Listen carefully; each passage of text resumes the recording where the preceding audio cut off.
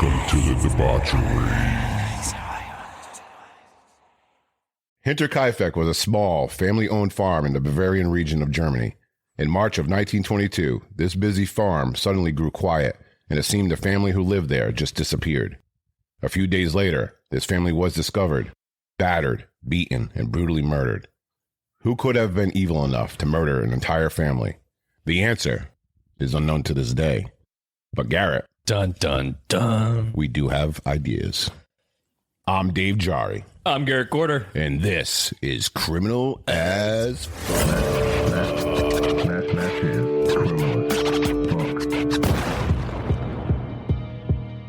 What's good, all you criminals, debauched, and true crime douchebags? And welcome to another episode of Criminal AF. Once again, I am Dave Jari, and with me, as always, is my co-host, Garrett Corder. How we doing? Let's all give a huge Criminal AF shout-out to Not That Chad for becoming our newest member of the debauched. Not that Chad. Not that Chad. The other Chad. And a special shout out goes out to Jeanette LeBlanc. Should I say English or French? LeBlanc. LeBlanc. For upgrading her membership. So thank you all so much for being a part of our fucked up family. And also a shout out goes out to all of our free members. Thank you all for being amazing. Before we jump into all the fun today, and it will be fun, Garrett, we just need to go over some things regarding Criminal AF. Now, we're a comedic, informative, true crime-ish podcast. True crime-ish. Meaning we do talk about some true crime, like Florida Man, and today's episode, the Mattock murders.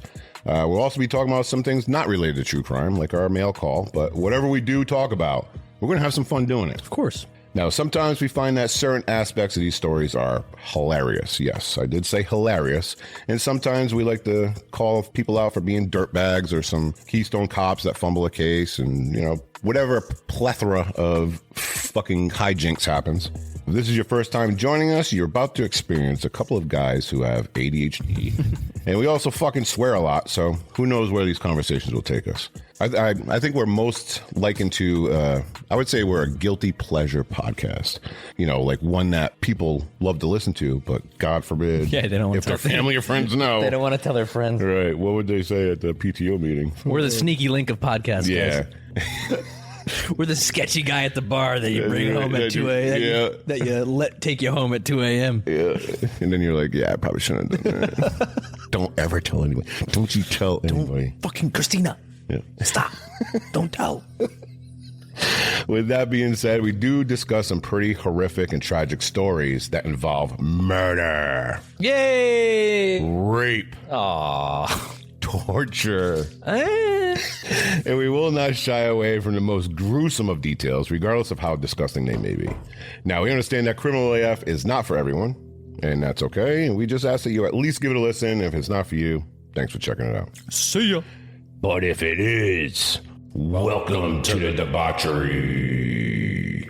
Now head on over to criminalasfuck.com for all of your Criminal AF needs. If you don't want the word fuck in your search history, then just go to criminalafpodcast.com. Stop being a bitch, too. Or criminalaf.llc. I don't want to hear it. They Stop all being a go bitch. There, but honestly, the fact that we have fuck as our URL is, come on, guys. Who's doing that? Not many people do that. No. In the world of this PC bullshit, you have to type in fuck to get to our website. Yeah. Come on. It just feels good. Yeah. You know? I agree. It's like a what do they call those? Microaggression. You know, it's like, oh, let me go on a website, criminal as fuck. Oh, yeah, it feels so good. Yeah. Yeah. So anyway, you can go there at criminalasfuck.com and you can check out our videos, some of our episodes, reviews, send us messages for mail call, and rate Dave's feet. Oh yeah, I got feet. Please, he's on Wiki Feet, guys. Yeah, I got feet pics on there. Go find. You know what'd be crazy? What if after I say calloused. that? What if after I say that you're on there? And the fucking hits. Yeah. The hits fucking bump. All of a sudden somebody snagged your feet. Now while you're visiting Criminal AF, go check out our merch. Go get you some merch. Yes, sir. We're adding new styles and designs all the time, so go check it out. Now you can also go visit our friends over at welcometothe-debauchery.com, where you can find ourselves, Fright Flick, FMK, and True Crime University. And there might be another one joining us. Stay tuned. Finally, if there is one thing that we ask of you, is that you go to Apple Podcasts, Spotify, and Good Pods and leave us a 5-star rating, a positive review, and click the share button. It costs you absolutely nothing to do, but just a few seconds of your day, and it will help us immensely in spreading the word that Criminal AF is the #1 true crime podcast in the world. Criminal AF will be back after this quick break. How can you get generic Viagra for just 87 cents per 100 milligram tablet? First, just click the link for Friday plans in the episode description to receive $10 off your first order. Then, select why you need generic Viagra, the quantity you need, and the dosage, and give it a few seconds for their system to qualify you and find the best deals, and boom, generic Viagra for just 87 cents for each 100 milligram tablet. It's that easy. And don't worry, your doctor's visit and shipping are free. So click on the link in episode description to receive $10 off your first order of generic Viagra from Friday plans. So you like to listen to people talk about crime, but did you ever wonder why criminals do the things they do? Like what makes them tick? My name is Debbie, and I'm the professor at True Crime University. Join me in the classroom Thursdays, wherever you get your podcasts, for intellectual discussions about crime, psychology, and why criminals do what they do. See you there. Now back to Criminal AF. Mail call. Mail call. Mail call. Welcome to Mail Call, where you can send in your questions and we answer them. Can be any question you want. True crime questions, serious questions, random questions, situational questions. How's my rash doing? It could be anything. I'm kidding, I don't have a rash. Everything is fair game for Mail Call. How do you get your question in? You just go to criminalasfuck.com and go to the Send It In tab. There you'll find our mail call link where you can email us your questions. And if you'd rather send in a voice question, just click the red microphone and record your question. Oh, before we get into mail call, too, gotten messages from a lot of people that talked about how ridiculous that last episode was, by the way. Oh, yeah. How crazy that story was. Yeah, that was fucking wild. Imagine that. He was in those walls for fucking weeks, dude. A lot of people are like, that's my worst. Like, a lot of fears and phobias were activated listening to that. There's a lot of people, a lot of women are afraid to be at home and some dude is just in their house. Fucking wild, dude. Fucking wild. Because if you're just looking like in the space of your walls right here. He's got to be a contortion artist, too. Yeah. It's a good episode. Check your house. Go around your house and just check for like peepholes and shit. Yeah. You never know. Or like fake walls. Yeah. All that stuff. Check your closet. Yeah, you never know. Whew.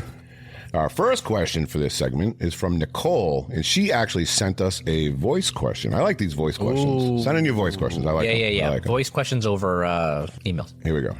Hey guys, love listening to you. Wanted to ask, I'm originally from Connecticut. I know that's where you guys are. Yep. Wanted to see if you have any favorite either serial killers or stories from Connecticut that are your favorite. Ooh, good one. Ooh. I would say that there is one case from Connecticut that has always intrigued me, and it happened only a couple towns away from us in Waterford, actually the town where we work, and that's the case of Kyle Seidel. Hope I'm pronouncing it right. Yeah, I remember that. Yeah. Kyle was 34 years old. He was married. He was a father of 3. He went out on the night of December 21st, 2012, to pick up dinner for him and his family. Later that night at 8 o'clock p.m., just a short time later, Kyle's car was found pulled into the parking lot of the Family Bowl bowling alley, with Kyle laying on the ground with fatal gunshot wounds. He never regained consciousness and died later at the hospital. The reason this is all very strange, and that from the reports I've read, is that Kyle was not a bad guy. You know, he was a good guy. He's a hard worker. He devoted to his family. And the way his car was positioned in the parking lot, like, it wasn't actually in a parking spot, but it was just like as if he just pulled in and stepped out of the car. Yep. You know, it makes it look like he didn't intend to stop there. Now, could it be someone flagged him down, or a possible road rage incident, you know, that escalated quickly? Who knows? But his car door was left open, and his car was still running when he was found. Now, the case remains open to this day. No one has ever come forward with information on what happened that night. It's just a complete mystery. Like, honey, I'm going to go pick up the pizza, and a half hour later, you're face down in a parking lot somewhere. We found your husband dead. Yeah. What the fuck just happened? Now, and where this happened, it's not. I've always said road rage. I'm going to say road rage. I've always said road rage. Yeah. Somebody he slammed on his brakes. Either he cut somebody off and they fucking pulled over, or someone cut him. I don't know. Something in that moment from his house to there, something fucking happened, and it was like kind of like a quick just pull over to the side. You know what I mean? Kind of thing. Now, where this happened is not some fucking back road hick, because there's a lot of hick areas up here in Connecticut. You know what I mean? Where we're from. Yeah, we talk about it in this. But this is like Main Strip. This is like Boston Post Road. Lots of traffic. So somebody had to have seen this. Yeah. And it wasn't like late. I mean, this was like 7:30, 8 o'clock at night. Yeah, You know but what at I the mean? same time, if you're just driving around the road, not paying attention to the side, Yeah, I don't know. people get a lot of. There's a lot of people that go through there, though. Yeah. I don't know. Yeah, so I feel still like everybody's in their own world. Yeah, it's like New I York get it. when you see like. You just see like people getting stabbed and people Yeah. are just where they have their headphones on, they're just face down walking. Yeah. Or you're like walking down the sidewalk and somebody's like stealing fucking tires off a car. Yeah, you're just in your own fucking world. Don't make eye contact. Just go. Yeah, so this is like still open. There's currently a $25,000 reward leading to the arrest of the person or people that are responsible. And if anyone is listening to this and does have information to this case, they can contact Waterford Police Department at 860-442-0645. Imagine if we solve this fucking thing. Dude, that would Imagine be if we solve this. Listen. Amazing. If you guys love us and you support us and if you know anything about this case, I mean, great, let's solve this case. Yeah. But make sure you mention Criminal AF. I want the listeners of Criminal AF to do a "Don't Fuck with Cats" documentary. Yeah. Like, come on, let's go. Yeah. Let's all get famous. All right, question for you though. Yeah. Would you? All right, for me personally, because I would do this if if my wife was murdered, Oof. Okay. right, or something crazy. We're going right there. Okay, yeah, I'm gonna go there. Or my mom, somebody close to me. No. Somebody close to me. Yeah. I would totally lie on the ransom. You would lie? I would say $25,000 for a loved one. Well, you would say it was 100,000. Oh, 100,000. Yeah. 200,000. And then give him 25,000. I'd give him whatever I got. Hey, but sorry. Here's $7.27. I'm sorry. Sorry, my mortgage came out this month. Yeah. Sorry, I just had to pay for my wife's fucking funeral. Yeah, but you know what I'm saying? I'm totally not. I'm not gonna just come up with a random. I'm gonna say whatever I can to get the. I don't care. What are you gonna do? Sue me? Right. You know what I mean? Like, go ahead. Granted, $25,000. I could do quite a bit with $25,000. Sure, it's a lot of money. But this is also You could argue it's life-changing money, especially if you need it at that point. right. If you need a new car, Yeah, you know what I mean? you're behind on your fucking mortgage. I mean, it is 2024. People are fucking losing their houses left and right. Yeah. Well, it's only gonna get worse too. Yeah. Yeah. Maybe add a little inflation money to this. Yeah. Yeah. That's what I'm saying. Put it in a high escrow account. Let it fucking build a. I'm telling you right now. $200,000 for anybody who comes forward. They get to me. I got some Applebee's gift cards. Is that it? You like Sephora?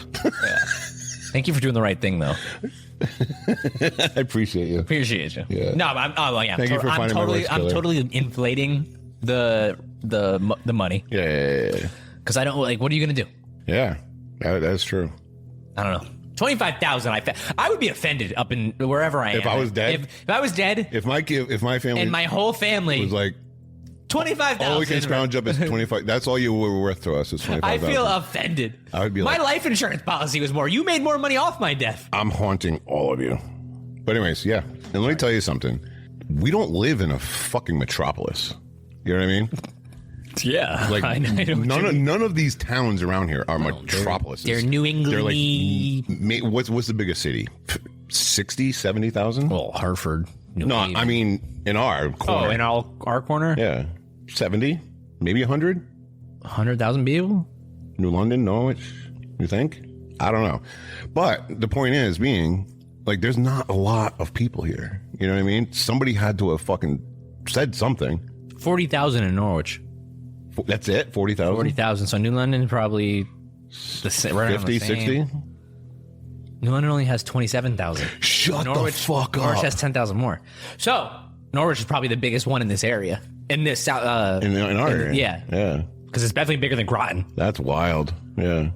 But the point being is, like, we're not a major fucking, you know what I mean? Yeah. Like, somebody had to have said something. Somebody had to have fucking, hey, I might have fucking killed somebody. I'm not sure. Whatever. Somebody knows. Somebody definitely fucking knows. But anyway, all right. Dave wants you guys to solve it. Yeah. Go get it. Yeah, and make sure you say criminal. I heard this on Criminal AF. They said that you had $200,000 reward.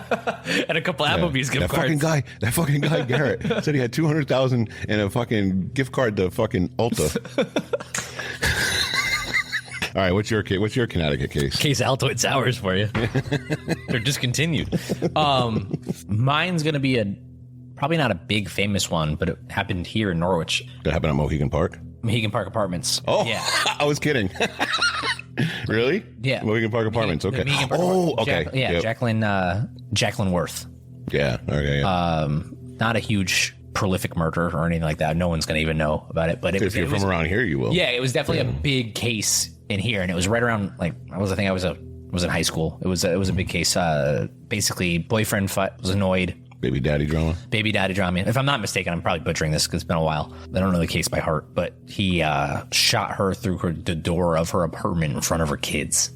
Yeah, I remember that. And then that was a huge manhunt, and then the trial was all big. I knew a lot of people who knew who she was, so it was like every day it was posting justice for Jacqueline. Yeah, well, like I said, I mean, like that. It was just a big moment in this local area. Yeah, because at that time I was over in Montville, and even I knew people who knew her. Yeah. You know what I mean? Yep. So that's what I'm saying. Like, this area, and what a way to you have to know somebody knows somebody. You know what I mean? Shoot in front of someone in front of their kids, and then fucking wild. and then bouncing, yeah. And then I think I'm not sure how old they were. They were young though, 3 and whatever, under 10. Both of them were under 10, and they had to just sit there with their dying mother, until paramedics. That's how Dexter started. Yeah, watching his mother get fucking butchered. Yep. So yeah, I just remember that was a big case. It sticks with me. Like I'll remember that one. Yeah. If you say Norwich murders, it's literally 3 minutes away from you right here. Yeah. Just where the body was found. Remember we talked about that on the podcast. Yeah. Fucking Mohegan Park. Yeah, I was kidding about what was it, Mohegan Park? And you're like, yeah, apartments. I'm like, oh fuck. Yeah, and we don't get usually like murders like that. It's more like bums found dead in a back alley or something. Right. Yeah, fucking hooker or something. Yeah. Get a lot of stabbings. Shootings, but not like a murder. Yeah, that was wild. I do remember that. Yeah, that was a big. It was everywhere. Remember, everywhere on social media. It was. And like I said, somebody, doesn't matter who you know or who knew. What somebody knew there was a connection somehow. Yeah, and someone was advocating a lot for. Just to find out who her killer was, because he made it. He was out for a while. Yeah, he was running around for a bit. Yeah. So I'm gonna go with that one, Jacqueline Worth. Nice. Look up the story. Yeah, good question, Nicole. That actually We actually dove into that pretty good. I like it. Good question. All right. Next up, we have Scarlet A. Ooh, Scarlet letter. Scarlet A. What is she saying? Is she a freak or something? Is that what she's saying? Scarlet A. All right. They say rapid fire questions for both Dave and Garrett. Ooh. Okay. Here we go. All right. I'm going to do yours first. Rapid fire. Rapid fire. Okay. Boom. Boom. Boom. Boom. Answers. Okay. Go. I like this. All right. Favorite drink. Rapid, let's go. Relax. I got peach green tea. Peach green tea. Okay. Texting or talking? Texting. I'm not a fucking psychopath. Ariel or Jasmine? Dude, it's got to be Jasmine. Jasmine. Jasmine's the hottest fucking Disney princess, guys. What do you? Jasmine. By far the hottest Disney princess. Name one of the 7 dwarfs. Bashful. Bashful. Okay. Kanye or Drake? Drake, come on. I think that was insulting. Yeah. Oh, wow. Okay. Okay. Get the hell out of here. All right. When was the last time you cried? Oh, it's sobbing, crying, or I'm sorry, this is rapid, but sobbing, crying, or tears came from your face. Just tears. Yeah. I don't know. I saw just tears coming down my face. It was a TikTok coming on your face. Tears coming down my face. It was. I don't know. It was a TikTok about. I don't even know. Yeah. It was sad. It was sad. It was something. A little choked up. Yeah, it was like, how they get you. It was something. It was something. In the arms of No, it wasn't something like that. angel. It was like it was a story about a kid, like a little boy who. It was like the cancer fight. You know what I mean? It was horrible. All right, it was horrible. I'm gonna start crying now. Yeah, exactly. So it was, but I wasn't sobbing. It was just you get a tear. Yeah, you get a little lump in the Sobbing. throat. I couldn't even tell you when the last time I sobbed, cried. My dad, 2017. Understandable. Yeah. But yeah, cried probably 3 days ago. Same thing. Watching some stupid fucking TikTok. All right, and you just you fucking the lip starts going and all that kind of stuff. All right, rapid. All right, here we go. Rapid. All right. Scale of 1 to 10. How good are you at skateboarding? Ooh, I'll say 6. Yeah. Yeah. Oh, you got skills? Yeah. Oh yeah. I would bust my ass right now. I would get on a thing and just be like, woof. Yeah, I used to skate a lot. Like stepping on a banana peel. I'll be like, shout out Worship Skateboards, Norwich, Connecticut. Oh, okay. Right. They gonna pay us for that? Or? No. Okay. All right. Make a high pitched sound.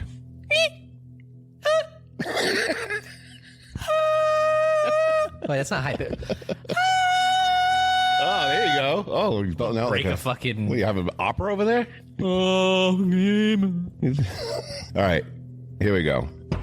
We don't usually go political on the show, but we do have one here. come on. Don't If Joe Biden and Donald Trump were drowning and you had to save one, who would it be? You're a piece of shit. Can I just skip? No, you got to save one of them. Who are you saving? You're such a piece of shit. I actually have an answer for this one. It just came off the dome. No, skip. No, you got to answer. No. You have to save one, Garrett. Answer it. Joe. You would save Joe? Yeah. Okay, I got you. Joe. All right. I'm gonna answer this because this is actually kind of funny. It's funny in my head. I don't know if it's gonna be funny out loud, but I would save Donald Trump. Of course you would. Sorry, go ahead. Because no, listen. If for one reason only, it's because if I saved Joe Biden, he would just turn back around and walk back into the fucking water. You ever see those videos where like a deer is stuck in a fence and then they like unhook it and it just runs in circles and runs right back into the fucking fence? That'll be Joe. He'd be like, "Oh, where am I?" It would be funny to see. Hi. How are you? Hurry up, babe. Go. We're trying to. How's your FaceTime talking? Do you want to say hi? Yeah. Come say hi.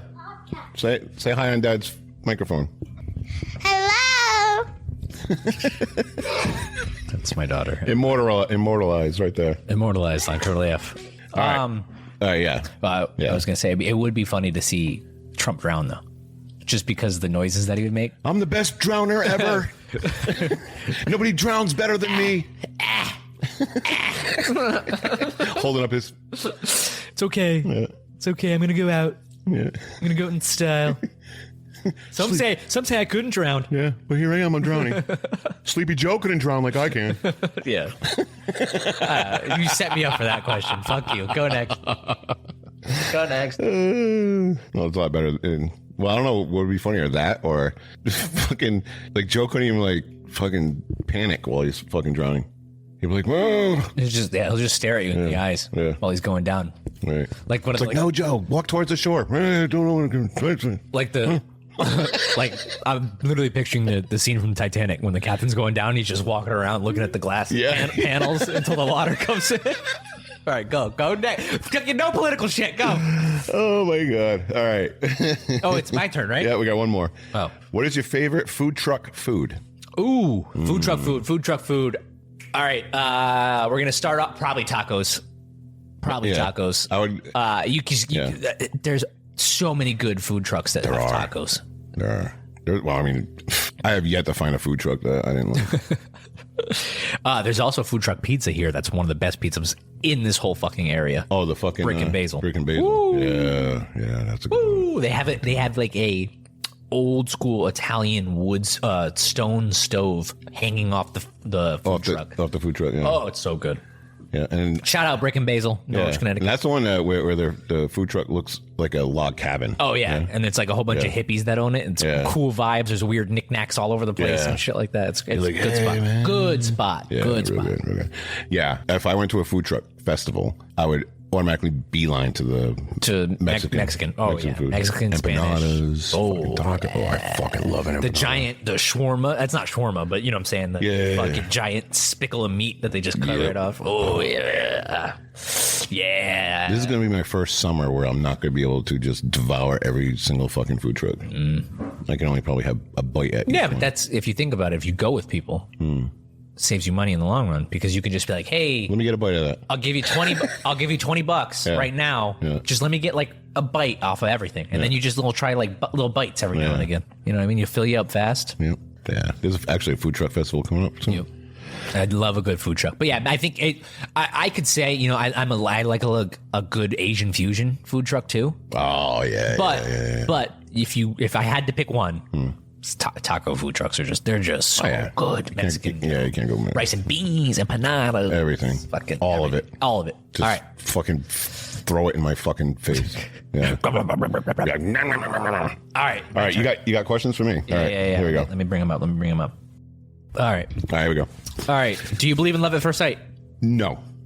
I don't know. I believe in lust at first sight. Sure. Okay. What is your ideal temperature outside? 74. That's a good temperature. Give or receive? Oh, I'm a giver, bro. I give. Dave's down there until he has his devil face. Yep. He's looking up at you with those eyes. At least 5. At least 5. Minimum. Say something cool. Well, this is when Sorry, that went dark. That went dark real fast. All right, he's the little train that came. The little train that could. Choo choo, motherfucker. All right, say something cool. Oh God, I'm not. How you doing? I don't know. That was not cool. That was kind of creepy. Cool. I like the fucking. Especially if you see me, I got fucking like white hair now, and it's like, how you doing? Imagine that. You want to get eaten out? Yeah. How you doing? I'm a giver. Oh, that's run, ladies, run. Yeah, I don't know anything cool. Is a human life more valuable than a dog's? Oh, this is. Oh, yes, you gave me the fucking political one. Oh, I will say this. Scarlet A is coming with the heat because we are a criminal, true crime-ish podcast. Mm-hmm. I will say it depends on the person. Gotcha. And it depends on the dog. Yeah, it's a little fucking you towed that line so well. I'll be honest. Can I say something on this? Of course, a human's life is more valuable, right? In general. But I will tell you this. Mm-hmm. I can watch a person being beheaded on the internet. Yeah. And not feel a thing. Right. Or cartel videos, or people getting electrocuted. Or people getting massively hurt. I'll kind of like giggle. You know what I mean? Like I'm not car accident. With dark humor, obviously. Car accidents. Yeah, car accidents, all that stuff. But the minute I see someone hit a dog on the internet or like hurt a dog, I'm like, I'm up in fucking arms. And I don't know why that is, because I truly believe that like if you're gonna pick a human over an animal, But there's something about watching. Speaking of a dog. Oh, hi Anya. Oh, you got kisses. Ew. Yeah. You hear that fucking? Yeah, she's like, she's a giver too, by the way. All right, no. Yeah, nothing like bestiality jokes on the podcast. That's not gonna get us kids. No, I will say. You know what I'm trying to say, though. Yeah, obviously. I will say that I do value Anya's life more than I would say Michael Ross. Of course. Yeah. I mean, I would pick a random dog on the street and say that. Right. But do I value Anya's life over my son's? No, of course absolutely not. Yeah. No. And I would say almost every person. Right. It's just. For some reason, I can watch. If somebody held a gun to my head and be like, choose now your son or the dog. And I'm like, are you fucking stupid? Yeah. Fucking shoot the dog. I don't give a fuck. Yeah, but if you would laugh if you saw a video of your son tripping and hitting his head. Oh, and like falling down a flight of stairs. Yeah. Oh, it's hilarious. If you saw the video of somebody smacking a dog, you'd be like, what? Yeah. They don't deserve it. It's interesting how that They don't happens. deserve it. It's just funny how the human psyche is. Like brutal videos. I am a firm believer that dogs are raised to be bad. Oh yeah, because of their owner. Well, there's some aggressive dogs. Obviously, you're going to have like there's still some aggressive dog breeds and or personalities, but yeah, I agree. I agree 100%. Because I've had 2 pit bulls. Oh, I love pits. And greatest dogs ever. You know what I mean? It's all how you raise them. But anyway, yeah, it depends on the person, depends on the dog. All right. Next. Gryffindor, Slytherin, Ravenclaw, or Hufflepuff. Didn't we just talk about this last episode? The Harry Potter? Yeah. Or no, maybe this was we blend podcast episodes and then just us being at work talking about nothing. And then not to mention the fucking 30-40 minutes of us just talking back and forth that get cuts from the episode. Yeah. We probably cut 4 hours out of this podcast. What's just going on right? We just had like a 45-minute discussion about I'm not even going to tell you, but yeah, it's don't say it. Yeah. All right, yeah. Pick Harry Potter house. Gryffindor. Say it again. Gryffindor. Yeah. Slytherin. Yeah. Ravenclaw. Yeah. Hufflepuff. Slytherin. Good boy. Yeah. Good boy. Oh, Slytherin. Good absolutely. boy. Slytherin all fucking day. Yeah. Everybody's like, Gryffindor. I'll be a Gryffindor. No, you won't. You'll be a Hufflepuff or a Ravenclaw. What's up, dude? You'll be a Hufflepuff or a Ravenclaw. Slytherin all day. Oh, you let her out, bud? Want to take her out? Thank you. Thanks, bud. It's great. It's great having kids, isn't it? Yeah. Yellow. Yeah, 100% Slytherin. Slytherin. Yeah. That's. And for anybody that says Gryffindor, You always the main character. You're a follower. You're a follower. Main character energy too. You think you're the main character. In the story. Oh, look at me. I'm Harry Potter. No, you're not. It's courage. All right, next. First celebrity crush. Ooh, first celebrity crush. Alyssa Milano. Alyssa Milano. Yep. Oh, that's a good choice. Yep. That's a real good choice. Yeah.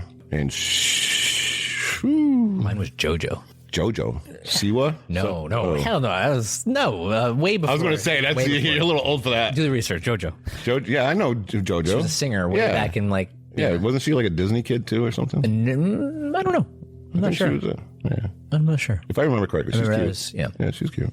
Favorite ice cream flavor? Ooh, black raspberry. That's interesting. Kind of old man-ish. Black raspberry? Yeah. I used to scoop ice cream. That was my second job ever. Was Michael's Dairy in New London. Okay. And a lot of old people would get the black raspberry, pistachio, black raspberry, or the Rocky Road. That was the old people's shit right there.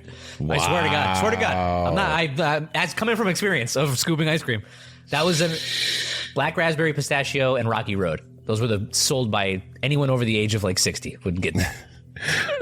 Maybe my grandmother got it, and coffee too. Coffee ice cream was a big old one. It was a big old person thing too.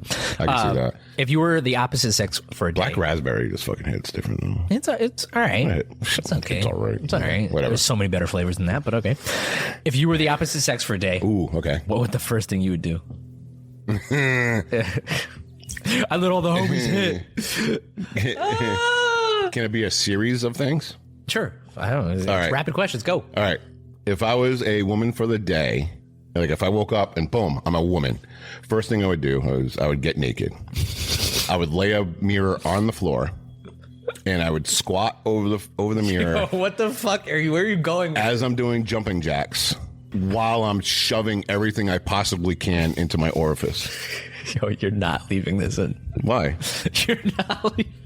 If you could be a woman for one day, like you wouldn't. Yo, there's something there. What you just said. What? There's something there. What? There's some sort of there. Just going. No. Wait. We're not gonna unpack that. No. What would you do?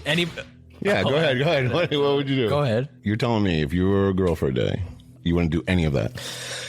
No, I would definitely indulge. You gotta explore a little bit. Yeah, I definitely explore a little bit. But the fact that you're gonna get a mirror and just start shoving randomly sized things up your orifice. Okay. I don't know. There's something there. That's a kink for you for sure. No, I'm just saying, like, I don't have one. It would be cool to have one, and I would want to know what it would be like. Sure. You know what I mean?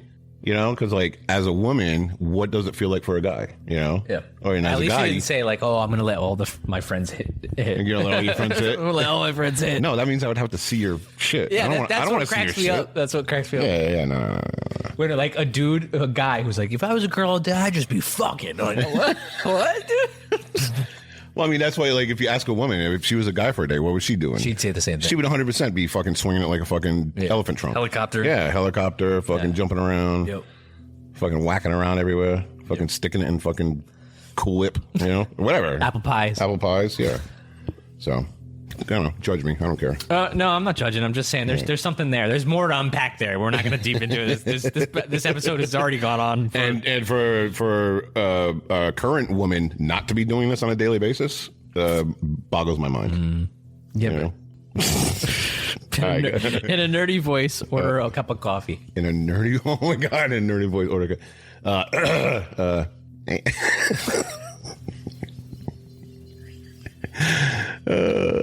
I don't. How do you order coffee? I just get a coffee. Can I? Yeah. Excuse me. Can I? Are you Jewish? Can I please? Can I please? Oh, my back hurts. Oh, my Lanta. My shoulder is. I got a kink in my shoulder. Can I get a large coffee with cream and sugar? I don't know. Good enough. I can't do any other voices. I can't do any voices. That's my voice. I actually pranked you one time at work. Yeah, you did. You skipped with that voice. I remember exactly. I'm like, yes, can I please speak to Garrett Quarter, please? You're like, this is. Oh, man. All right. Anyway. All right. Thank you very much, Scarlett. That was actually fun. I like those. All right, next up is Mr. B. Oh, Mr. B. He's actually a dear friend of mine and well over 30 years. And he asks, Mr. B, do you still have a fat girl on your jock? All right, so don't cancel us. So this is a reference from when we were back in high school. You ever hear the song Fat Girl from Eazy-E? Yeah. It's funky fresh, Eazy-E, new kid on the block, and already got a fat girl on my jock. If you haven't heard it, look it up. It's actually fucking hilarious. So this is way back in like the early 1990s, 90, 91 time, and we entered the high school talent show. And it was me, it was Mr. B, it was his brother, who is also a good friend of mine, and another kid. So Mr. B was the beatboxer hype man, you know? It's like, you know? And then his brother was the rapper, he was Eazy-E. The other kid was like the DJ, and I played the role of the fat girl. I had the dress, I had fucking, I was like, you know, I played it to the max. I had the hair, the fucking everything. I had the strut on the fucking stage. I was fucking killing it. Anyway, it was hilarious. Believe it or not, back in 1990, when you do a song called Fat Girl on My Jock, you win first place in the talent show. Wow, imagine if you did that in today's... No fucking shot. They wouldn't even let you go up there. They would like, no, you're not doing that fucking song. Yeah. So well, congratulations on first place of the talent show. Yeah. Yeah, it was good old days, you know. People didn't get butt hurt. You know, it was fun. That's crazy. That Fat Girl on My Jock won first place at the school talent show. And I will have to say... Well, it won because of you. Oh, I was amazing, fat girl. Yeah. I was an amazing fat girl. It brought the ambiance, the showmanship. Yeah, and it even has like girl parts, you know, where it's like love me, hug me, you know, fucking shit. Yeah, it's funny. Listen to the song. Look it up on YouTube. I gotta hear it again. It's been a long time. Yeah. All right. Final question. Mail call's been going on for like fucking I was gonna say an hour and a half. Yeah, now. And then if you include the cuts. Yeah. All right. Finally, we have Honey Red. Honey Red. I try to think of like where these people come up with their names. Honey Red. I don't know. Honey Red. I remember we were asking people to come up with fun. Yeah, come up with names. Good ones. So yeah. So we've had Don't Call Me Shirley. That was a funny one. Scarlet A. Oh, Scarlet Letter. Honey Red. I don't know. I'll have to look that up. But I appreciate the originality. Anyways, they ask, what smell do you like to keep smelling despite the fact that it doesn't smell very good? I mean, my own fart, just, you know, that's the first one. Yeah. But I think that's everybody. I also love... I think everybody can pretty much tolerate their own farts. Yeah. Sometimes. Yeah. Sometimes they're a little brutal. I will say, from one of our last shows, is that I cannot tolerate your farts. Oh yeah. Well, it depends. Yeah. If it's a bacon, egg, and cheese, that was fucking rough. If it's a bacon, egg, and cheese going down, I don't even like it. That was fucking rough. All right.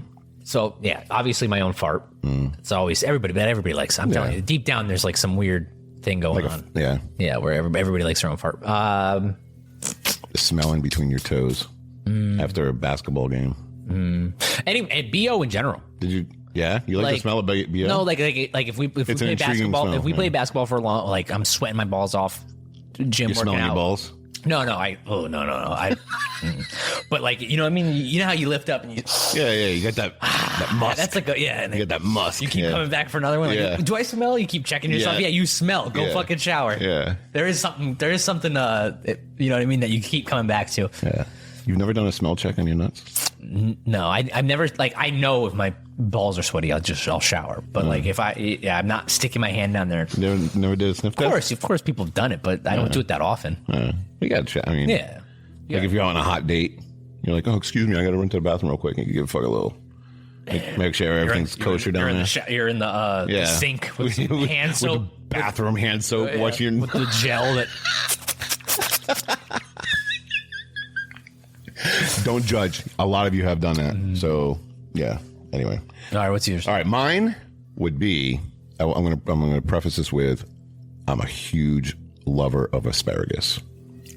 I love asparagus. It's probably one of my favorite vegetables. You like the asparagus pea? The asparagus pea? Bro, there is something hypnotic. You're getting high off of that shit. There is something hypnotic about asparagus pea. And I dare anyone to challenge the fact that it does have a very compelling smell. Another person's asparagus pea is disgusting, though. Well, the same thing as a fart. Yeah.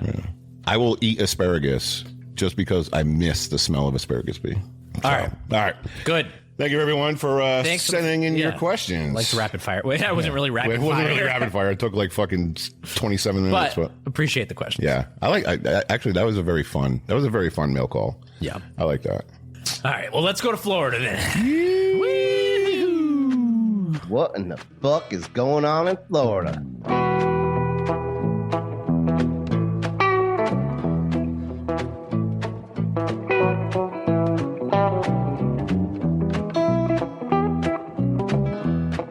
Local 10 News.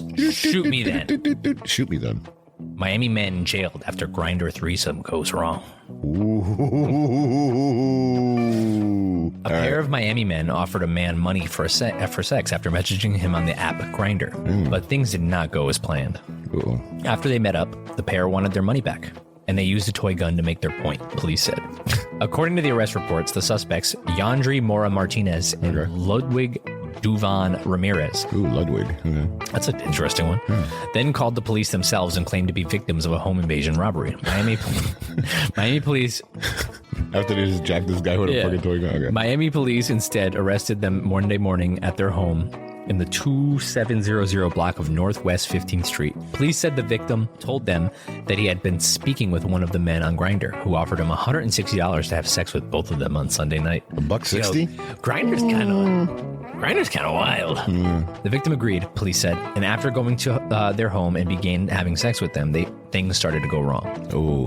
According to the reports, the victim said Ramirez, 26, had erectile dysfunction, and the threesome abruptly ended. Maybe he had stage fright. Yeah, that's first threesome. Or maybe they didn't do a fucking smell check on their fucking nuts. They didn't hit the hand soap bathroom. Yeah. The bathroom hand soap. Police said Mora Martinez, 25, then demanded his $80 deposit back. He put a deposit down. Whoa. He paid $80 up front. And then you get the other 80. You get the 80 after. I mean, smart guy. The report states an argument ensued, and then Mora Martinez pulled a toy revolver, put it to the victim's head, and told him in Spanish, "You're not going anywhere. I want my money. I'm not giving you anything," the report said. So kidnapping. Even though it was a fake gun, it's still you're using it and trying to scare him. As intimidation. Yep. And he didn't know if it was real or not. Right. I'm not giving you anything, the report says. The victim replied, "Shoot me then." Ooh. That's tough talk for somebody who can't get their dick up. Police said Mora Martinez. I'd pay the money just to fucking get out of that situation. I know. Fine, whatever. You're 180. Here's 180. I gotta go. Yeah.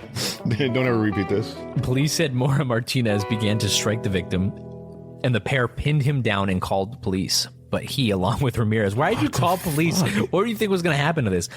But he, along with Ramirez, would end up being taken to jail on charges of false imprisonment. Yeah. With a deadly weapon. Hey, you can't fucking do that. And battery. The victim was able to provide proof of the conversations on Grindr and a Zella transaction. On Zillow? Not Zella. Oh, okay. The arrest report states Ramirez, a Colombian national, remained held in Turner Guilford Night Correctional Center on an immigration and customs enforcement hold and a $2,000 bond, according to jail records. Mora Martinez, a Cuban national, remained at TGK on the same $2,000 bond, but with no immigration hold. Yeah, because is that like still a thing? Like Cubans, like if you make it to the shore, you're automatically. I'm not sure. I'm not sure. That journey's kind of crazy though. You ever seen those fucking boats? They're swimming out. By the time they get there, the thing's like capsized. They're just holding on to the edge. There's only like a tire left. Yeah, it's wild. But I'm pretty sure that's still in effect. Like it might be for Cubans specifically. Like if you make it to the shore, you earned your free pass. Dude, Miami, talk about good food trucks and Spanish food. Oh yeah, like Little Havana in Miami.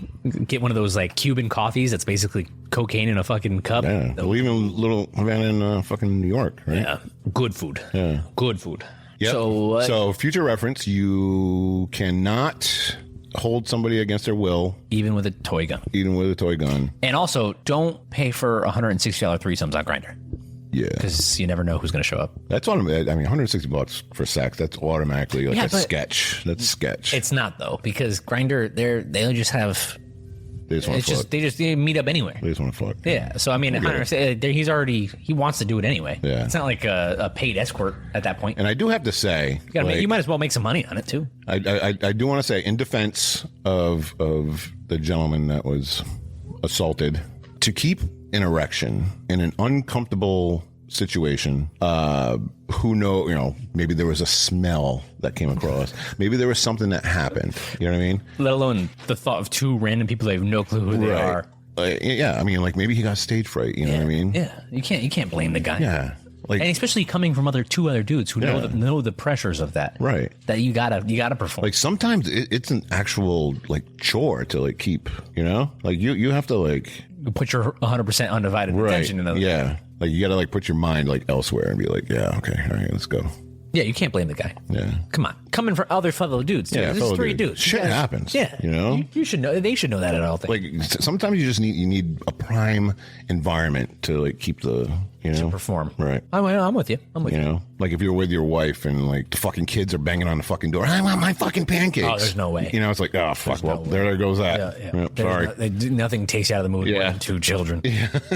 Let me be coming from experience. Yeah. You know, it's just like, shit happens. We're just saying that whether you're in a hetero relationship or a homosexual relationship, threesomes are a bad idea. Threesomes are a bad idea, and sometimes it's hard to keep your dick hard. As the fantasy, everybody thinks it's this big great. Wonderful thing. It's actually confusing. There's too much going on. Because somebody said it's like trying to watch two movies at the same time that you both want to watch. Like you want to watch. Yeah, both yeah, yeah. And you're trying to. Right. Like I've had a couple of experiences, and it's actually very like, I don't know, 9 times out of 10 when you're in a threesome, you're there with your SO, your significant other, and then there's a third. In your mind, you're like, oh, I'm probably never gonna get this opportunity again, so I'm going after the fucking other. You know what I mean? But you have to like keep in mind, like your significant other is like, it's too much. Yeah, it's too much pressure. If it's like if you three friends. Oh yeah, I mean whatever. That's happened too. It's like whatever. But significant other. Yeah. No, there's too. You gotta worry about. Right. If you show too much attention, it's like, oh. Well, you fucking like her? You like her now? Yeah. Fuck you, motherfucker. It's not worth it. No, not worth it. It is fun, but yeah, it's not worth it. Not worth it. Criminal AF will be back after this quick break. Do you like scary movies? If your answer is yes, then you need to check out my show, Fright Flick FMK. My name is Jay, and along with my co-host, Gentleman Jack, I watch and discuss horror movies and tell you what I think about them. New or old, mainstream or underground. No horror flick is safe from my warped opinion. So go check out Fright Flick FMK now. We are on all major podcast platforms and YouTube. Also be sure to follow the show on all major social media sites. But be warned, we are not your mama's podcast, and this promo will be the longest amount of time you'll hear me talk without swearing or cracking an offensive joke. Now go grab your favorite drink, pull up a chair, and give us a listen. Now back to Criminal AF. All right, let's get this fucking good show going. All right, so we're going to jump right into this story about an entire family who was murdered on their small Bavarian farm back in March of 1922. No one has ever been caught, charged, or convicted for this crime, but we do have our suspicions. So roll down the windows in your car and crank up the volume so all the other moms in the school pickup line know that it's time to fuck this episode in the mouth. Let the moms in the pickup line know it's time to fuck. Hello, Mrs. Johnson. How is Katie today? Oh, I'm sorry. Let me turn down my fucking volume. All right, here we go. Let's I'm actually picturing a parent pickup line. Yeah. And just our just voices. Hearing our voices. And then she came. Yeah. Yeah. He fucked his mother's brain. Yeah. That was a wild one. All right, let's paint a picture, Garrett. Okay. It's 1922. Okay. Oh. We're in the beautiful Bavarian region of Germany. Oh, dance party. About 40 miles north of Munich. Somebody called a Krankenwagen. It's ambulance in German. This land is rich with history. Pristine countryside, medieval castles. Beautiful. Magnificent palaces. And, there's some small villages rooted in their traditional ways of life. Yeah, right? the poors. Yeah. People of poverty. Oh, yeah, that's what you're supposed to say. Yeah. Now, this is a region of hardworking people tilling the soil to sustain an honest way of life. Okay. This region was also the birthplace of the Nazi Party. I just want to throw that out there. All right. So just outside... Listen, it's a blemish on history. Yeah. So just outside the hamlet of Kaifeck, you would find a small Hinterkaifeck farmstead. Hinter means behind. So behind Kaifeck. There, now you know some fucking German. So... The language actually makes sense. Yeah. So where else... When you break it down. Where else can you find such scholastic and intellectual fucking lessons except here on Criminal AF, you know? So now you know German. All right, Hinterkaifeck farmstead was built around 1863, and as of 1922 was owned by a widowed 35-year-old woman named Victoria Gabriel, whose husband, Carl Gabriel, was killed in World War I. Along with Victoria on the farm was her 7-year-old daughter, Cecilia, known as Silly, her 2-year-old son, Joseph, and Victoria's parents, 63-year-old Andreas Gruber and his wife, also named Cecilia, at age 72. Interesting names. Yeah.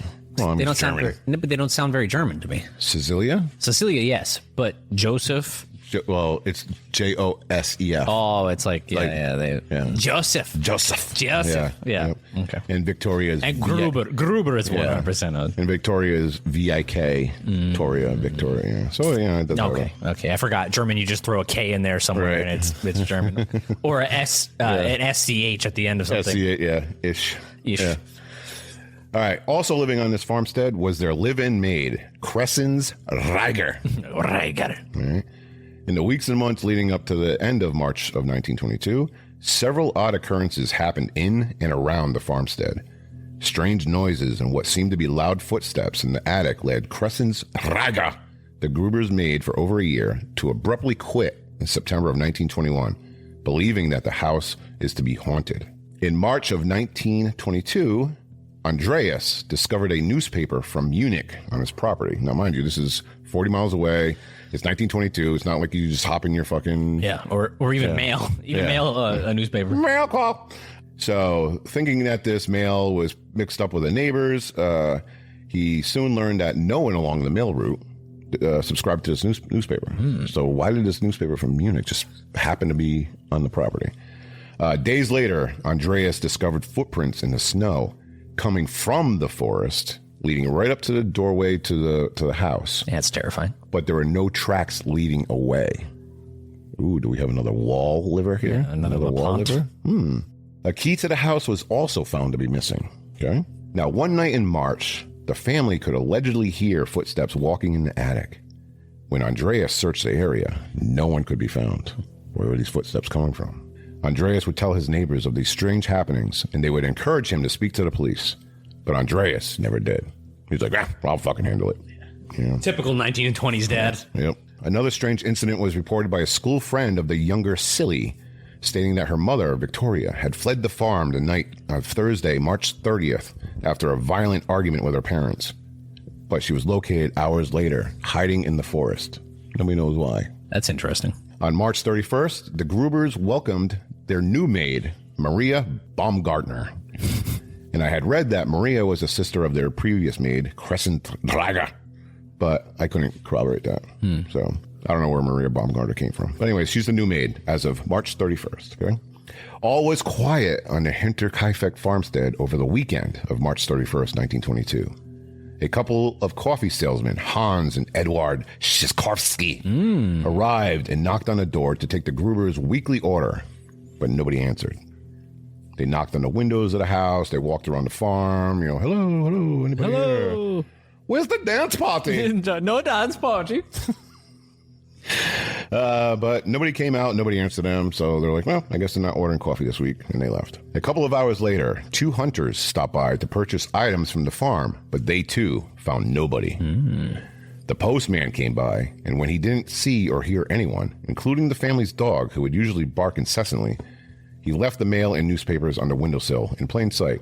Another neighbor stated that they witnessed smoke coming from the chimney of the house on that Saturday and said there was light coming from the home, showing that there were people there. So nobody was really concerned when they hadn't seen the family in a couple of days, you know, because it was just hanging out. Yeah, it was reported that they often just like to be left alone, you know, just leave us alone. It wasn't until Sunday, when the family didn't attend church, the eyebrows began to raise. They never missed church, like ever. Then on Monday, April 3rd, and Tuesday, April 4th, little Silly didn't attend school. On the morning of April 4th, a mechanic by the name of Albert Hoffner came by to do some work on the farm equipment. He stayed about 4 hours and reported that he didn't see or hear anything other than the farm animals and the dog barking inside the barn.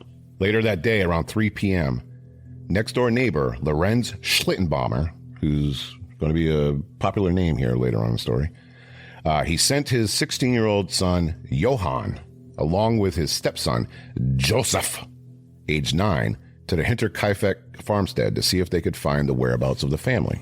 You know, he's a concerned neighbor. Yeah. I was going to say, like, in today's world, we could, if my family all passed away in this house, let alone my parents would obviously figure something out. Right. But if we had no connection outside and it was up to our neighbors to find if we're still alive, we wouldn't be found for weeks, months. Yeah. I'm telling you, who talks to their neighbors nowadays? I live in a townhouse. Other than the occasional hello, I really don't speak to any of my neighbors. And if I hadn't seen them in like a week, I wouldn't even question it. Yeah. It's different back then, though. Yeah.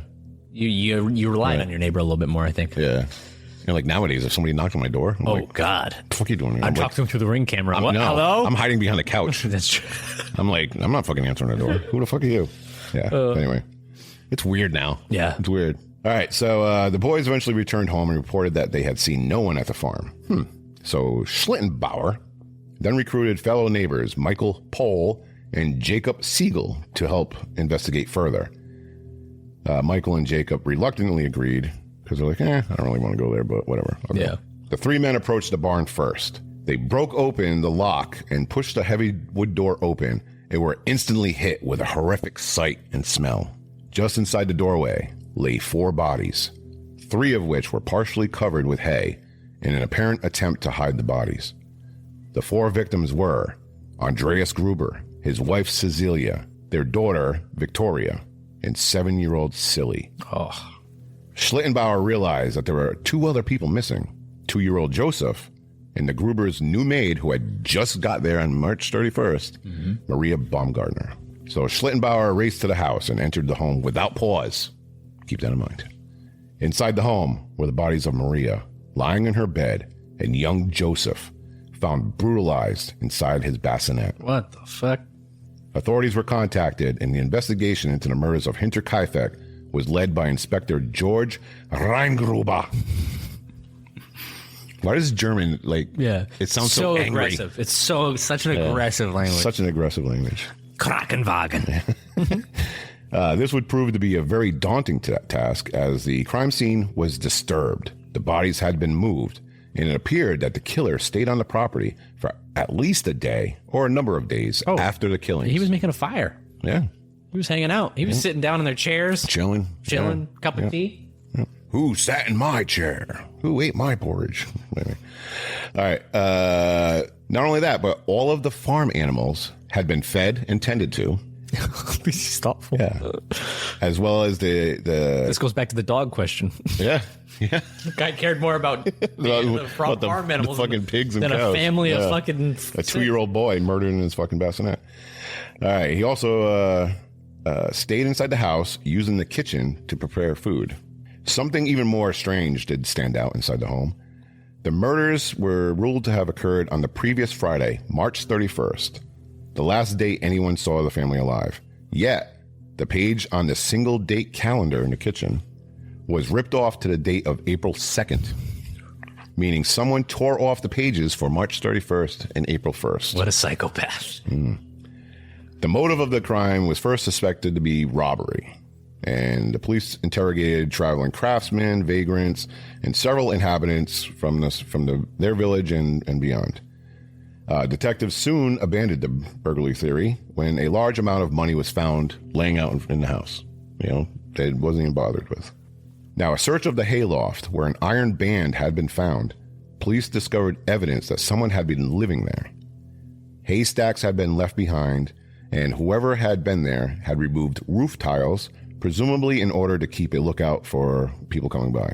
There was a carpet laid out so their footsteps would be muffled if someone should come by unexpectedly.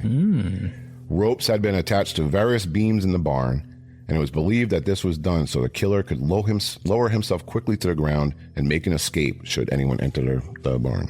Further evidence that someone had been living in the barn was supported by the fact that someone had defecated in the hayloft numerous times, as well as there being remains of rinds of smoked meat found near the lookout spot. This is where Andreas Gruber's pocket knife was also later found in the loft.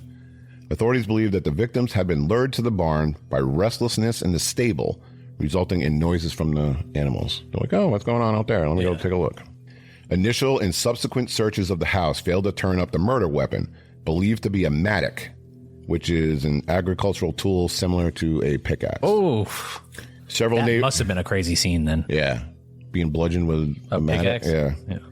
Now, several neighbors had told police that Andreas always used a mattock and kept it with him at all times. It was a multi-purpose tool. You can use it to hoe the soil. You can use it to whatever. And he actually modified this mattock to include a protruding 8mm threaded screw in the handle. And this was used to puncture holes in the heads of animals Andreas was sending off to slaughter, as it was a quick and easy way to kill the farm animals. Damn. So yeah, just whack them over the head with the mattock with the protruding screw and right into their fucking brain. Now, the mattock was not found until a year later when Hinterkaifeck was scheduled for demolition. The mattock was found in a hidden crawl space in the ceiling of the kitchen. So on April 5th, 1922, the autopsies of the family members were performed inside the barn of the farmstead. Apparently they didn't have a coroner's office or anything, a morgue. Andreas Gruber, whose injuries were much different from the rest of the victims, had the right half of his face smashed in, cheekbones protruding, shredded flesh, and his face was caked with blood. His death was ruled to be from a fall on the tip of a heavy pickaxe, which is found in the feeding trough. The pickaxe tore through his carotid artery, causing him to bleed to death in a very short amount of time. His wife, Cecilia, was found with severe bruising around her right eye and 8 puncture holes in the right side of her skull. Fuck. So somebody hit her with the bolt, with the screw of the mattock. Punctured 8 times in the side of her head. Their daughter, 35-year-old Victoria, her skull was found to have 9 puncture holes on the right side of her head. The right side of her face was smashed in by a blunt force object, and a small round injury to the top of the head caused by a pointed object. I don't know what that tool would be, but I don't know if that's different than the 9 puncture holes. I don't know. Victoria also showed signs of being strangled prior to being bludgeoned in the head. Isn't that interesting that both the females were strangled? Tells you something about the assailant. About the assailant. Okay. Do you have any ideas yet? Don't say if you do. Out of all the people I mentioned so far, it has to be a man. Okay. All right, I'll leave it at that. Now, this is unproven. We don't know. Yeah. But just based on what we're seeing here. All right. So Maria Baumgartner, she was found with several crosswise blows to the head. So somebody was just swinging. Whop, whop, whop, whop. With the death blow being a single 4-centimeter hole at the top of her skull. Boom. Straight down. Yeah. 2-year-old Joseph was killed by a single powerful blow to his skull. 2-year-old boy had his skull bashed in, crushed like a fucking pancake in his bassinet. And finally, and the most chilling, was 7-year-old Silly. She was found with her jaw shattered in numerous places, caused by the iron band which is found up in the loft. She suffered several blows to the head from a blunt object, and a single piercing injury into the top of her skull. Her throat was also slashed, exposing a wide, gaping transverse wound across her neck, which was later learned to be caused by Andreas Gruber's pocket knife, which they found up in the loft. She was found naked from the waist down and appeared to possibly have been raped or at least attempted to be raped. That's fucking... I guess they didn't have rape kits back in 1922. But the 7-year-old girl, dude, you piece of shit. Yep. You real piece of shit. Like... Yeah. All of these injuries to a 7-year-old girl were brutal and overkill, right? But this was not the worst part of her death. Silly was found with large clumps of her own hair intertwined in her hands. She was believed to have been alive for several hours as she was tortured and possibly raped, ripping the hair out of her head in the process. Oh, man. So, who were the Grubers? And why would anyone want to annihilate this family from the face of the earth? So let's first take a look at the history of Hinterkaifeck. The Gabriel Gruber family was not the original owner of the farmstead. It was built and owned by the Assam family and was passed down to Joseph Assam when he married a local woman named Cecilia in 1877. They just keep passing that name down. Yeah. Joseph and Cecilia had 4 children, but only 2 would live to adulthood. Joseph passed away in 1885. The now 35-year-old Cecilia was given the title and ownership of Hinterkaifeck and soon began dating a 27-year-old farmhand named, you guessed it, Andreas Gruber. Oh, gotcha. The two were married a year later in 1886.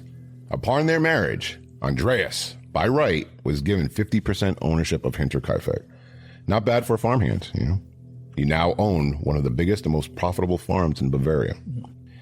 So now Andreas and Cecilia would go. He was like the hot stable boy that was working there. Oh yeah, Cecilia's like, in the kitchen. I've been a widow for too long. I've been a widow for 3 days.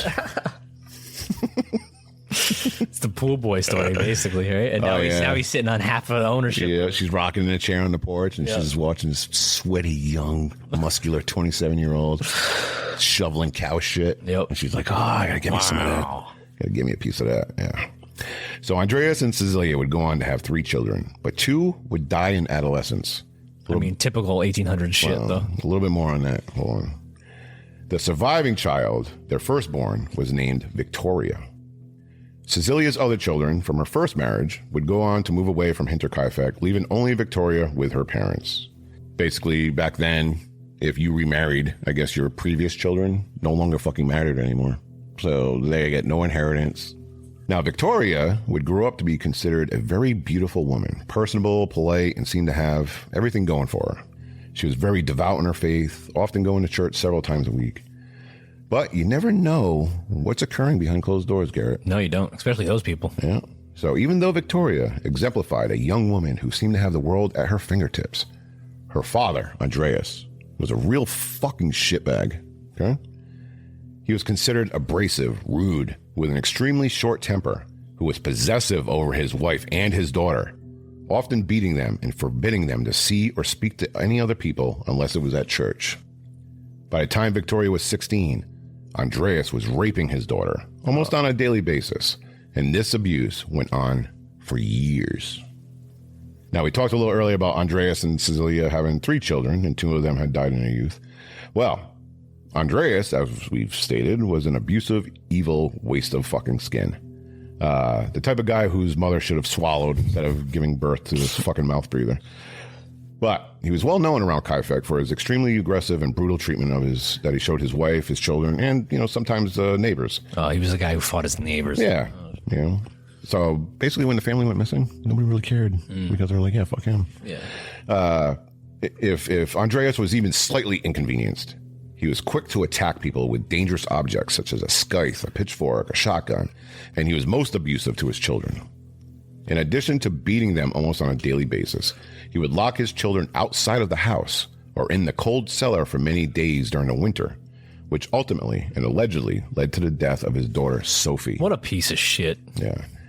I couldn't find any information on the 3rd child or how they died, but I would say it's safe to assume that the fucking dick beater here had something to do with it.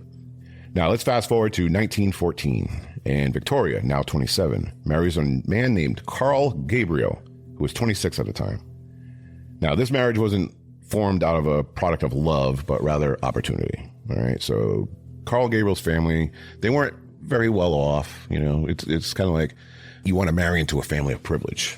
You know? So even though, they're farmers, whatever, the homestead had to have been doing well. Oh, it's extremely lucrative. Yeah. So this was a marriage of opportunity. Now, despite Andreas Gruber's extremely rough exterior and poorish appearance, the Grubers, as we said, were extremely well off. They were like one of the richest families in the area.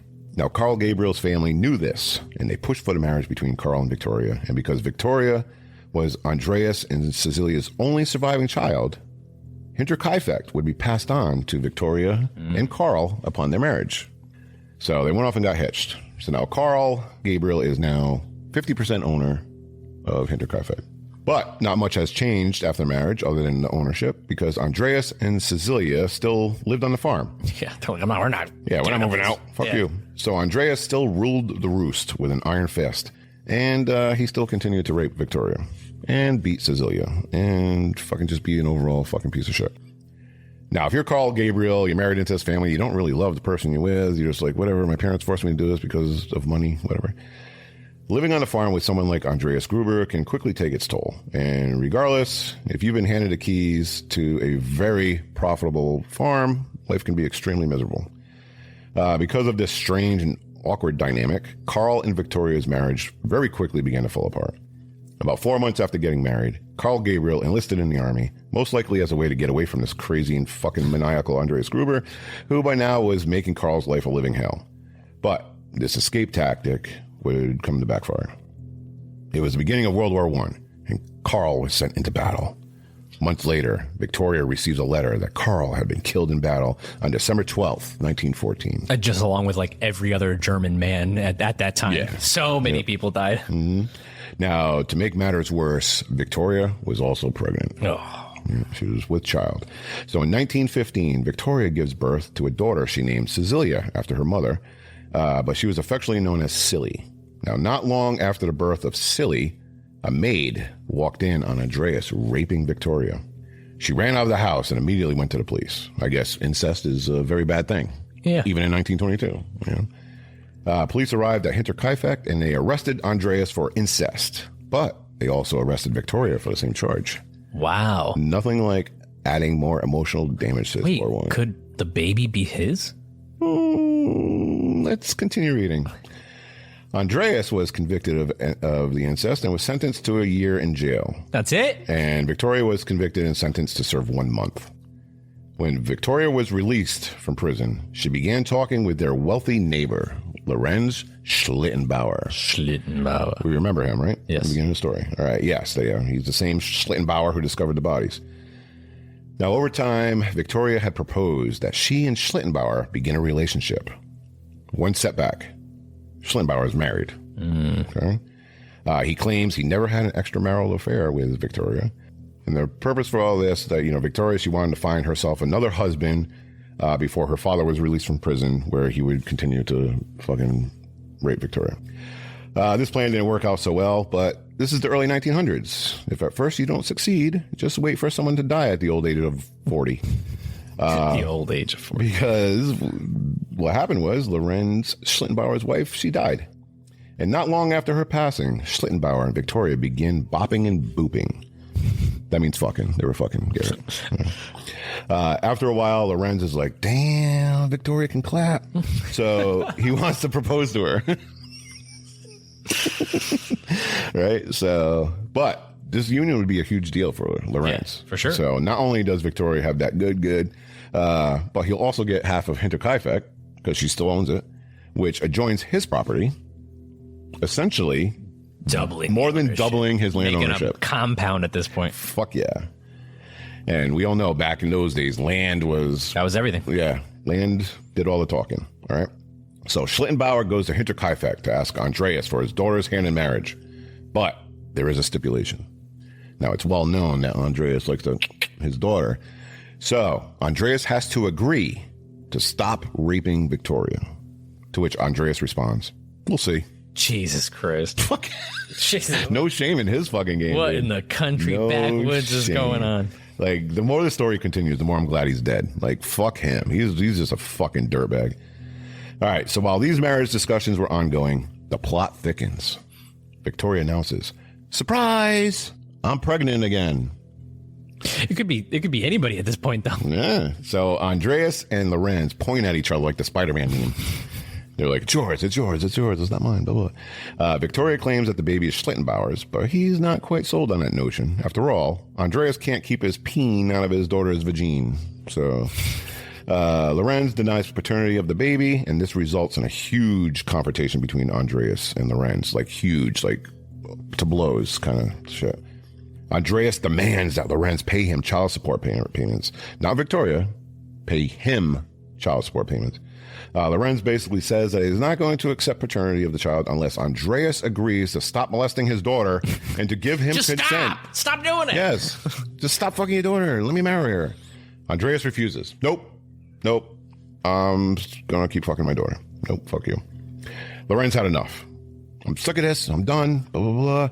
He went to authorities to report that Andreas was the father of his daughter's baby, and he was again arrested for incest. He was only in jail for about 2 weeks, and then the Schlittenbauer took back the claim. There's some neighbor feud going on. Yeah, so Andreas was released after 2 weeks. And basically what was learned is that the Gruber-Gabriel family offered to pay Schlittenbauer $2,000 to drop the charges. That's a lot of money. Yeah. Or 2,000, was it krone? What's the fucking German money? I don't know. Marks. Marks. Yeah, 2,000 marks. So then Andreas was released, but Andreas approached Schlittenbauer and said, hey, give me back 1,800 marks for a one-time, never to be asked of again child support. And Schlittenbauer was like, dude, you're a fucking psychopath. Yeah. Whatever. Take the fucking money. So he gives all the 2,000 back. He's like, I'm done with this. I'm wiping my hand. I'm fucking done, right? So in 1919, Joseph Gruber was born, and life at the Hinterkaifeck farm continues as it always has. Lorenz Schlittenbauer, he ended up marrying another woman, and Victoria and her children continue to live under the constant torment and abuse of Andreas Gruber. And this brings us to April of 1922, when the Gruber family and their maid were found murdered.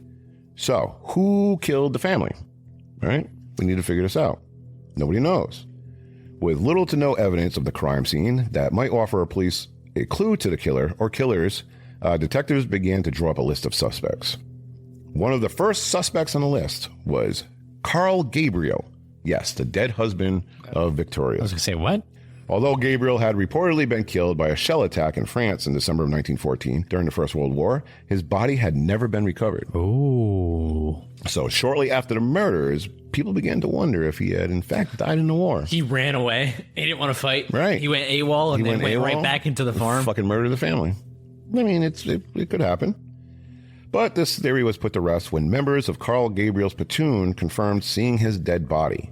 And the reason he was never recovered is because they were unable to recover it. You know, in the middle of battle. Back then, you know, they were just like, whatever, just leave him there and fucking rot. Who cares? Next, the question of young Joseph Gabriel's paternity would also implicate another suspect. For sure. Lorenz Schlittenbauer, the man who found the bodies of Hinterkaifeck and who also had a sexual relationship with Victoria shortly after the death of his first wife in 1918. Speculation of the involvement of Schlittenbauer began early in the investigation by locals, owing to his suspicious activities immediately after discovering the bodies. When Schlittenbauer arrived to investigate the whereabouts of the Grubers, along with his friends Michael Pohl and Jacob Siegel, the three men had to break the gate to enter the barn because all the doors were locked. However, immediately after finding the four bodies in the barn, Schlittenbauer apparently unlocked the front door to the house with a key, missing key. The key that was missing. And suspiciously entered the house alone. It was there he discovered the bodies of the maid, Maria Baumgarter, and Joseph Gabriel. Now, however, it is possible that because Schlittenbauer was Victoria's lover, he may have been given a key. Or known where it was. Or whatever, yeah. He was probably sneaking over there and having affairs with her anyway. Oh, yeah. He was probably banging the fucking 73-year-old mom, too. Yeah. She wasn't getting any. Victoria seemed like she was promiscuous. She may have liked the D a little bit. She might have been that farm girl. She may have liked that D. So when asked by his companions why he had chosen to go inside the house alone when it was unclear if the murderer was still there, Schlittenbauer allegedly said he went to look for his son, Joseph. Oh! Now he's accepting paternity. Okay? While inside the house, it is known that Schlittenbauer had disturbed the bodies at the crime scene in a way that might potentially compromise the investigation.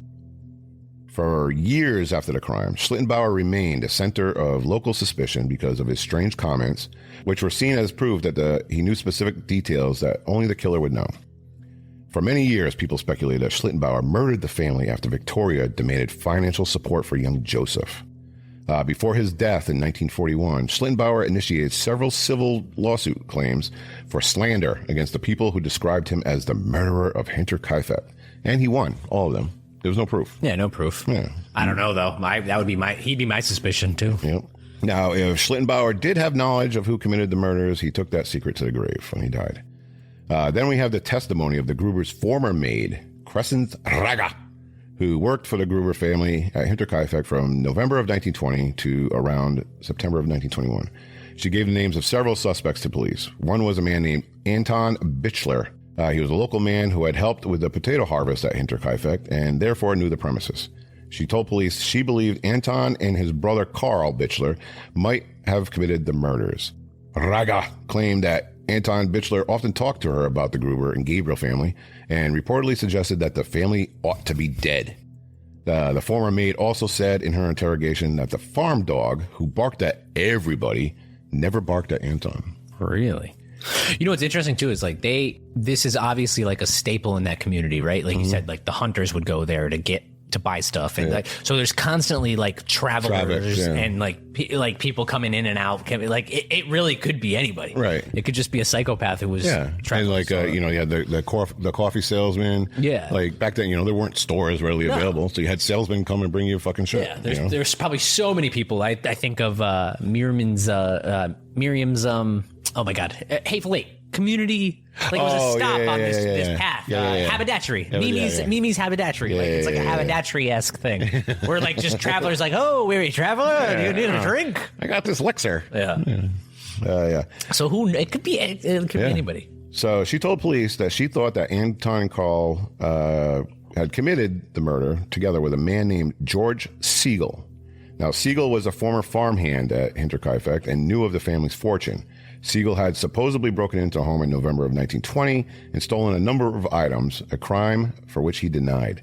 When questioned, Siegel stated that he had carved the handle of the murder weapon when he was working at Hinterkaifeck and knew that the tool would have been kept in the barn passage. When the farmstead was demolished a year later after the murders, the Mattock was found hidden in the crawl space above the kitchen, and the pocket knife used to slit young Silly's throat was found in the hay in the barn. In the hayloft. So apparently this Siegel guy knew that the weapon would be hidden somewhere in the thing. Whatever. And according to other statements by Cressens Rieger, a thief named Joseph Thaler claimed to know which family member was sleeping in which room and stated that they had a lot of money hidden in the house. But they also didn't steal anything. Nothing was stolen. Right. But this former maid, she knows a lot of like fucking shady characters. Yeah. If she's like naming off all these people, like, yeah, you know, whatever. Yeah, but then again, she was the maid and these guys were farmhands, so they probably came in, worked for a month, and then left. Yeah. Thaler also knew that there was a lot of money hidden in the house. So during this conversation, Rieger noted that there was another person nearby, but she could not identify who this person was. According to her statement, Joseph Thaler and the stranger had looked at the machine house, which is like near the barn, and turned their eyes upward, whatever that means. Yeah. So the machine house was the part of the house where the footsteps in the snow were leading to. That's where it went. Disappeared. Yeah. So these are all plausible theories as to who killed the Gruber family. Well, except for the dead husband who was killed in the war. You know, he's obviously out. However, this next theory is the one that I'm going to go with. The theory claims that Andreas Gruber, the patriarch and chief tormentor of the Gruber family, was the murderer, okay, who cold-bloodedly beat his family members to death with his favorite farm tool, the Mattock. This would account for the way in which the killer seemingly remained at the farmstead over the next 3 days after the murder. He continued to tend to the farm and the animals. He cooked meals. Very true. And he even tore off the dates on the calendar, you know? Like a normal, like he never left. Yeah. The fact that someone was present on the farm was observed by several eyewitnesses, including coffee sellers Hans Sikorsky and his brother Edward, who knocked on the door but got no answer, and Michael Plokel, who was passing by the farm on April 1st and was approached by someone in the dark, most likely believed to be Andreas. And he's also the one who reported seeing the smoke from the chimney and the light in the house and whatnot. Now, on April 2nd, there were no other reports of anyone living at the farmhouse, and no one else visited the property until April 4th. So it was simply assumed that the killer had remained in the house for 3 days. Why would Andreas Gruber wipe out his entire family? One possibility is that he learned of the real paternity of Joseph and flew into a rage. Victoria did have strangulation marks around her neck, making her murder a bit more personal. Okay? I mean, if you're having a sexual relationship with anybody, let alone, I mean, the daughter's wrong, but you're going to develop some sort of feelings there, and the jealousy's there regardless. Right. So, well, you turn into the fact that this is my daughter, she's my possession, and also my fuck tool. Yeah, you know. Now, the second possibility is a bit sicker and more twisted. Andreas may have wanted to move on from raping his daughter Victoria and begin raping his granddaughter Silly. Oh, well, that. Now, Victoria was said to have run from the house the night before the murders and disappeared into the woods for hours. Who knows why? Now, this could have been because her and Andreas got into a fight over her discovering the incestuous relationship with her 7-year-old daughter. Oh, my, that poor girl. This fight may have escalated into the next day, which resulted in the murder of his family. Now, Silly, we learned, was kept alive much longer than everybody else. It was found naked from the waist down and was possibly raped. So if Andreas Gruber, in fact, is the killer of his family, then who killed Andreas Gruber? Right? There are two theories. The first is that he killed himself, accidentally or on purpose. There were shovel marks in the dirt of the barn showing that Gruber attempted to dig holes in the barn to hide the bodies, but the ground was still too frozen. This is when the partially covered bodies of the three other people in the barn were found covered in hay.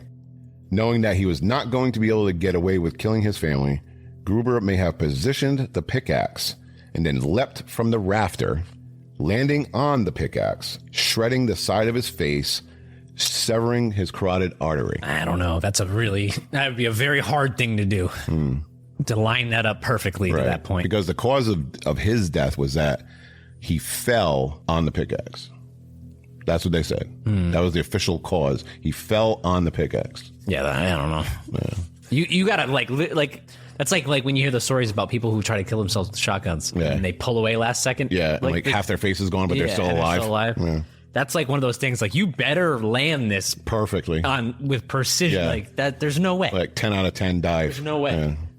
And if they're on a farm, he has guns. Why wouldn't you just shoot yourself? Just blow your head off. Why are you landing on him? I don't know. Yeah. Now the second possibility of what happened to Andreas Gruber is that Andreas Gruber was killed after someone discovered the bodies in the barn and inside the home and became extremely upset. It was, dude. This is easy. This is easy. He came over, found out that Andreas did that, killed him. That's why he knew all this stuff. He knew things before. Killed him and then pretended like, oh, I don't know what happened. Yeah. You're on the right. You're on a pretty good path. Yeah. What is it? Schlittenbauer was just like he had that revenge kill right there. And honestly, I'm not mad at him. Yeah. So the identity of that person is not known, but from evidence and remarks made after the murders, neighbor Lorenz Schlittenbauer would be the most likely suspect. Schlittenbauer may have approached the home much earlier than he originally stated, but the story he told the police may have been, accurate to a sense, but with a slight twist. Now, the theory suggests that Schlittenbauer visited Hinterkaifeck on April 2nd after noticing that the Grubers hadn't attended church and hearing rumors that Silly had not attended school on Friday or Saturday. So back then, I don't know if they still do it now, but back then, kids went to school 6 days a week. He most likely entered the home with his key and came upon the dead body of his son, 2-year-old Joseph. Searching frantically for the rest of the family, Schlittenbauer stumbled across the bodies in the barn and then, in the rafters, discovered Andreas Gruber hiding. A fight ensued, and Schlittenbauer struck Andreas in the face with the pickaxe, also severing his carotid artery in the process. Yeah, because the Maddox was used for every other family member. He was the only one not killed with the Maddox. With the Maddox, yeah. Yeah, because as we stated, Andreas was found with different injuries than the rest of the family. Plus, he found that he was found in his bedclothes, which is old-timey way of saying pajamas, suggesting he was possibly sleeping and caught off guard. Now, returning home, Schlittenbauer then waited a couple of days, knowing full well that Andreas Gruber, the killer of his family, was already dead. On the afternoon of April 4th, he sent his 2 young sons to investigate the farm, knowing full well they would be safe from harm. Yeah. Because he knows everything, When they returned with no news, he went with himself, taking 2 friends as witnesses. Yep. Okay. He then entered the house with his key and for the second time found the body of his young son. So I'm going with, I think it's safe to say that Andreas Gruber killed his family and then Lorenz Schlittenbauer killed Andreas Gruber. And I'm not mad at Schlittenbauer. No, I would too. Yep. Not mad at all. Especially finding your alleged 2-year-old son fucking with his head flattened. Basically amputated. Oh, no, he wasn't. Cecilia was the one who was cut open by the throat. Yep. So, the investigation of Hinterkaifeck was officially closed in 1955, with no charges brought against any of those suspected in the gruesome crime. Even though technically closed, the last questioning of a person of interest occurred in 1986. Whoa! Yes, shortly before the retirement of Detective Chief Superintendent Conrad Mueller. So whether it was Andre Gruber himself, the neighbor Lorenz Schlittenbauer, or any of the other potential suspects, the case of the Hinterkaifeck murders will most likely never be solved and will forever remain one of Germany's most puzzling and disturbing unsolved murders. Yes. So that'll do it. That was a good one. That was like a game of Clue. Have Mattock will murder by criminal AF. Yeah. That was Clue. It was a German Clue. Yeah. It's dance party. It was the farmer in the barn at the dance party. Yeah. So let us know what you thought about this episode. Comment on Good Pods or Spotify and leave us a review on Apple Podcasts. And thank you all for hanging out with us. Head on over to criminalasfuck.com to check out our Patreon socials merch or ask us anything you'd like via our mail call tab. Or if you'd like us to give our shitty advice on a situation that's plaguing you at the moment, hit us up on Dear Douchebags. Signing off from Studio Chloroform, still in Garrett's living room. Keep your head on a swivel and stay safe till next time. Now give me our theme music. See ya. Executive producers for this episode are Christine Rivera, Beth Davis, Dusty J. Hicks, and Terry Burke-Wall. Associate producers are Paul Hodge, Tara Mazer, Chantal Daggett, Jay from Fright Flick FMK, Sharice Webb, and Donnie Blake. Producers are JD, Trent Gobble, Devin Dean, Ashley O'Connor, Lisa Perello, Alicia Knight, Maria Saline, Chris Owen, Not That Chad, Emily White, Ian Turner, Dom Cachito, Emily Dickendasher, Debbie from True Crime University, and Renee Prada. Intro and outro music by David Mercurio. Be sure to follow Criminal AF on Instagram, TikTok, Facebook, X, and YouTube. Check out all of our merch and many other items at debauchdesigns.com.